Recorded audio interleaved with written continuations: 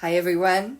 I am Sari Cooper. We're doing a live Monday afternoon live, and we're going to be. I'm waiting for Kelly so we can start talking about dating.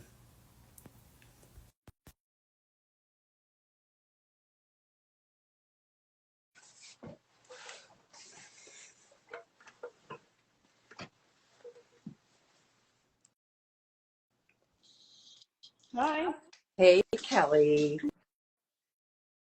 I'm all right. I'm trying to How are stay you? warm. Yeah, it's still Yeah, cold. It's still it's really cold. cold. I heard it's freezing Yeah, there. I Yeah. know. Oh, Just winter in the Northeast. What can I tell you? yeah. I mean, it's cold here today too. It's like That is cold. 59 degrees. You. Yeah. So, yeah. The northern part of Florida is a little bit colder, Yeah. but not as cold as you guys. So, so we're talking about dating, right? Yeah, Hmm. Our our Valentine's Day edition. I mean, it's not on Valentine's Day, it's the week before, but our webinar is going to be all about dating and right. early stage And we hear relationships.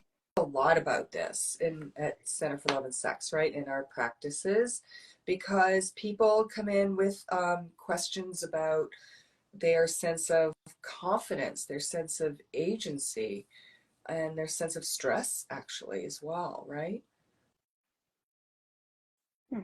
Absolutely. I think a lot of people, so just talking about like dating, right? So you're not in that early stage relationship yet, you're just in the dating pool. Maybe you're on the apps or you want to meet someone more organically, or maybe you're at the point where you haven't, you're done with the apps and maybe, I don't know, you are considering like a matchmaker, right? All of those things that come up when you're thinking about going through this process. Sometimes people think about, well, why am I not getting more dates? Where are like the high quality candidates, right, for dating? And what does that mean if like I'm bringing in some low self-esteem to dating? And all of these questions that swirl around in people's heads and anxieties and nervousness about dating. I think that's something that is really important because people come in to talk to us about these things and how to navigate that, and like maybe early experiences that they had in dating, how that's impacting dating now. And so our webinar is really going to get into some of those things, but also like maybe some skills, not And maybe I get would into some skills say, on like, for dating. any age, right? We see people who are in their 20s or early 30s, and we also see people who are in their 50s to 60s, having either lost a partner because of illness, or they're divorced. And so there's this strange experience of like starting over, and the landscape is completely changed, right? And being online, and how do you present yourself, this whole idea of kind of a performative person and the genuine person that you are, and like just kind of mediating those two. It can be really especially it can be really tough for people, especially people, I was going to say, who are shy by nature, or who are really like have good friends and really value friendships, but the idea of going out and meeting so many people who they match up with um, can be kind of daunting. And I also think, like, some of the ways I think about it, and I remember my own dating days, to be honest, and there was a sense of like a meditation sort of mantra I had about it, because like just in meditation, how you're supposed to kind of bring your focus back to your breath, like, and you have like trains, like Yeah. cars going by, of thoughts that you don't want to follow. Sometimes you have to bring your focus back. I find like a lot of single people, like, who are out there, just want to get the idea, like, well, how do you succeed, right? I mean, there are plenty of gurus out there of like how to Mm-hmm. score, how to succeed, and that's about like this goal oriented kind of dating. And I think if you bring your focus back into just, how am I feeling here, and what is it about this person that I I do genuinely connect with, even if there is no chemistry, right? Mm-hmm. Yeah, I think you kind of hit the nail on the head with goal oriented and optimizing, right? We hear that all the time, like, how do I optimize my dating or relationships? And maybe it's just more about the experience. What am I experiencing in this moment? How am I experiencing it, right? How am I feeling about it? What is this like? Am I liking it? Rather than what can I get out of this, or how can I make this the best possible? Sometimes you're not going to have a good date or a good dating experience, but that still informs your dating experience and what you want ultimately out of your love life And or it sex life or also helps romantic you life. attune your red flag meter, right? And I'm talking about not red Mm-hmm. flags, just like this is not someone I think I would have a successful or not a successful, but an enjoyable relationship with. I'm talking about red flag around people who might be non-consensual in some ways or threatening in other ways, because the research has shown. I think the most recent Pew research shows that women tend to people who identify as women tend to get more unwanted texts like sex or even if they've turned someone down, say that they're not interested, get unwanted pursuing. uh, the extreme to that would be stalking, right? So I think Mm-hmm. making sure you're developing a red flag as a worst case scenario of like, I'm not going to ignore what that person said. It sounds kind of like coercive to me or just like off. Uh, I'm glad I think I'm going to cut this evening short or this date short. Yeah. I think something to that too is like listening to your inner self, listening to your gut, listening to that inner guide. A lot of times we ignore that. We ignore, like, oh, this doesn't feel right, or they're saying something that's a little off. And sometimes it turns out fine, right? Sometimes it turns out really bad. But the more that we ignore that, then we're repressing our own authentic self. And so getting in touch with that and listening to those signs and acting on it when you hear that come up of like, oh, this doesn't sound right to me, or Yeah. this feels icky, this feels something, let me just, I don't need to be polite here. Not saying I need to be rude, but I don't need to be polite and sit through this and just entertain it. I can end it. I can go home. I can Yeah. So do we're whatever. And that's going to be perfectly talking about fine. consent. We're going to be talking about boundaries. Plenty of people, of course, come to us because of our sex therapy expertise. And so many people feel like, you know, I'm not ready to get sexual with this person, but I feel somehow like if I don't show some sort of sexual interest, they're going to feel like I'm not into them. Other people feel like they have some sexual challenges, whether it's erectile disorder issues or erectile, what we call it, erectile instability. Like it's not necessarily something they can depend on, at this point. And while other people, people with vulvas and vaginas have problems with pain, they also feel like, well, until I get this resolved, I'm not going out on any dates. And that can sometimes take a long time, unfortunately, because it takes some time to get diagnosed by a sexual health medicine medical practitioner who really knows their stuff. And maybe they need to do some work with a pelvic floor physical therapist, whatever it is. Um, I always counsel people like, don't you can drive this train, like you can set the limits on how much or how little you would like to do with somebody. Just be upfront with someone about it, and if they're not up for it, all right, move on. Yeah.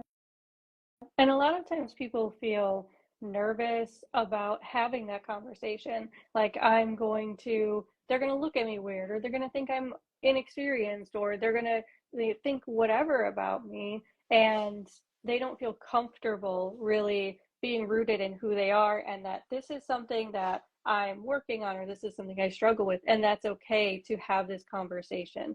It's okay to bring these things up. Not more than okay. This is what is needed in a healthy adult sexual relationship is open, honest communication about things. Not saying you have to tell them everything and give them all the details. There's always, discretion, but you should feel comfortable in like talking about Right. things about your body that I matters mean, I'm to glad you you. brought up privacy and discretion, right?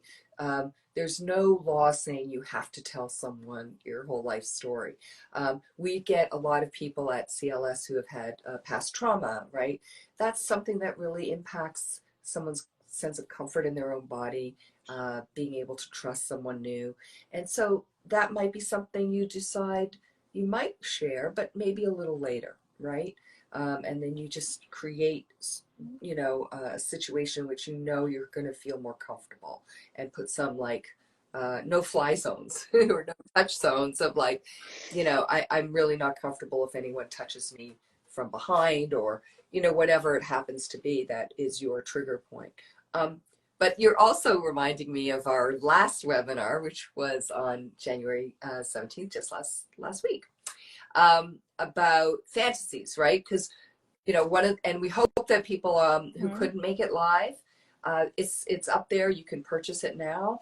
And one of the things we talked about was, how do you share a fantasy with someone? Do you share your fantasy? And in the guise here of dating, which we're talking about today, you know, is this a time when you're first meeting someone, maybe you are turned on and there is chemistry? Do do you feel comfortable sharing a fantasy with someone? Sometimes people feel more, able to share with someone that they don't have an emotional investment in yet, than with someone they do have an emotional Mm. commitment and investment in. What do you think?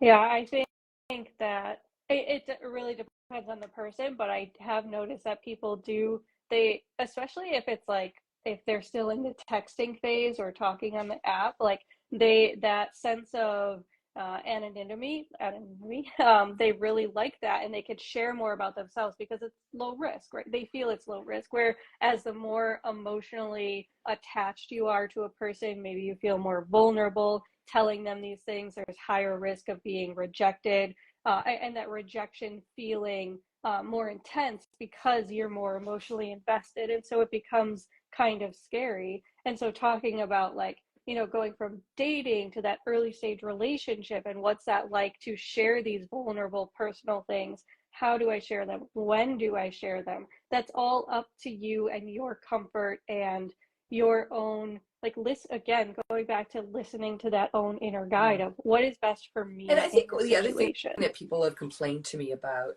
who are single, of all ages, to be honest, is the feeling like they don't feel like the other person is bringing, I hate to say it, but their A game. And what I mean by that is they're not really making an effort to draw them out, to be curious about them, to, you know, talk about something that they've read or watched or seen, or they're kind of flat, and they expect somehow for the other person to draw them out, to interview them, to entertain them.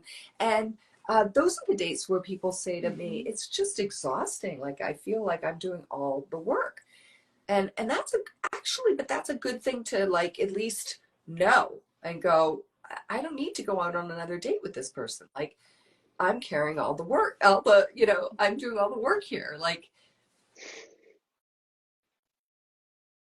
Yeah, I think that, in addition to like people having this air of, I don't want to show that I'm too interested or too eager, or like that's going to make me come off a certain type of way, and they're being very performative about it, right? But then that also leads to like flat dates, or not being interested, like the other person's not really interested because I'm kind of pulling it out of you to be engaged with me and talk to me because you're afraid of being too much for me or too engaged in this conversation. And it's something that like a lot of my friends who are single and dating have talked about, is like people are afraid to just show vulnerability at all, whether that means like deep vulnerabilities or even surface level vulnerabilities of like, oh, I'm interested in you, so I'm going to text, or I'm interested in you, so I'm going to ask you questions about this thing or show a little bit about myself. That it's like that turns them off. It gives them kind of the ick, like, oh, you're not that interested in me. I don't really want to play games. But if they would just be a little more vulnerable, Yeah, there could that's be interesting. something there. And do you think it's as pervasive in the queer community as it is in the straight community? I think so.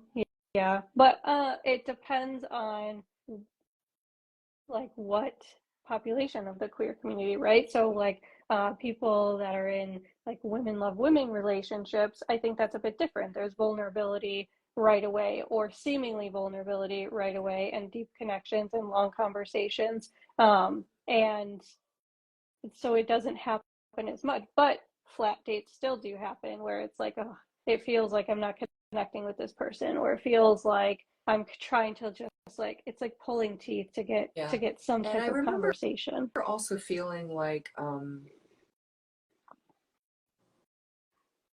you get a sort of a tendency to, you're trying to figure out for some people their love language, right? Because, you know, for some people, they just want to have fun. Like that's how they're looking for someone who is playful. And if you feel like someone just is playful and not interested in going any deeper, and that's kind of your love language or even your erotic language, then it may be just a mismatch, right? I think people try so hard. We also see people who are in the early stages after dating, um, where they're not really well matched, actually. Hmm. Yeah, I think that's something really hard to reconcile with, is like we're not really that well matched, but there is something there. There's like a spark, or there's chemistry there. And so where's the line for me of like, we don't have these other compatibilities, but we do have this compatibility, and which of the Right. values like means most to me, and how am I aligning my dating life Yeah, and I've with also those had, values? you know, single clients who are looking, you know, are checking off the boxes, and then they're really missing out on a person that might be actually really emotionally who they need to make them feel happy. I remember working Hmm. with someone who lost their husband, this woman, and she started dating and she met this guy, and he was very different than her husband, and she had a lovely marriage with this guy. It was really, it took her a long time to like mourn, but she said, but you know, he's not as successful, and he doesn't like to travel as much, and but he treats me so nicely, and he's so warm, and he really loves his family, and those are all values that I deeply cherish. And I'm like, interesting. I guess you're gonna have to sit with that and see how that feels, right? But that idea of like, I'm going to get everything either that I've had before, or I'm going to get everything that, you know, I deem to be like, you know, a 10. Um, Yeah. Something on the other end of that, right, is people who have grown up in like chaotic homes and have had chaotic relationships, and then they don't like those relationships. They feel uneasy, but then when they date someone who is securely attached and it's not chaotic, they feel, where's the spark, where's the chemistry, this is boring, this means I'm not really into them, because it's so different than what they're used to, even though what they were used to was as not you know, working out I'm for them. smiling because I just been watching. I got back into The Bear. I don't know if you watched this series. Mm-hmm. So you're not clear until it starts to sort of get more like the onion gets pulled back near the end of the second season about what his family life Mm-hmm. was. And you see this Christmas dinner, and it's the most incredible episode I've ever seen about a crazy family, meaning like totally dysfunctional, totally around alcoholism and substance abuse, and the relationships and the sort of skewed messaging that keeps going back and forth. And, you know, it reminds me of it because when he finally meets someone and he's dating someone, and he's looking at her, and he goes, you know, like my family was really crazy, and he can't even put it into words, and she goes, you're waiting for the other shoe to drop? And she goes, we're not even going to talk about shoes here. It was such a beautiful line, you Mhm. know, because that idea of you want it to be content, you want it to be safe. You've been looking for this your whole life. And yet, when you get used to that and it's comforting, then what's the erotic spark? What's going to make it like, I'm on edge Mhm. and where's the next thing coming? And Yeah. I see that a lot in when people are in like dating or early stage relationships, and then yeah. that like when they're questioning So it. we just started touching upon some of the dating and early relationship issues that come up and that we see frequently in our sessions. Um, and we're going to be doing a whole webinar about this on February 7th. We're doing it the week before Valentine's Day, um, so that people can really Hmm. sort of ponder this stuff. I remember, I always say to people who are single, go out on Valentine's Day. Don't just stay home, or go out the night before and go out with all your friends and just have a great time. It's well, Yeah, it's there's like Valentine. Valentine's Day, Yeah, and I like think the there's day also before. one in China. Maybe it's a different day called Singles Day. Yeah, it's a Oh, big deal. Like it's like Christmas. People go out and buy gifts and go get together with their friends, and yeah, oh, that's yeah. cool. I've So never heard of that. we're hoping to get you intrigued enough to come to our webinar on February 7th from 7 to 8:30 Eastern. That's 7th, yeah. Yeah. And if you can't make it, you can always buy the replay, but we really hope that you can make it live. It's, we're in presentation mode, but you can ask questions. And if you put in some questions, we'll answer Also, them right there. So you get an if you immediate want to answer. email us ahead of time of something you definitely want us to cover, we're open to that. Our email is what? Mhm. Oh, It's yeah. eroticacademy24 at And again, our email, gmail.com. our website is www.eroticacademy.net. And we will be back next Monday All at right. 4 o'clock for another live. See ya.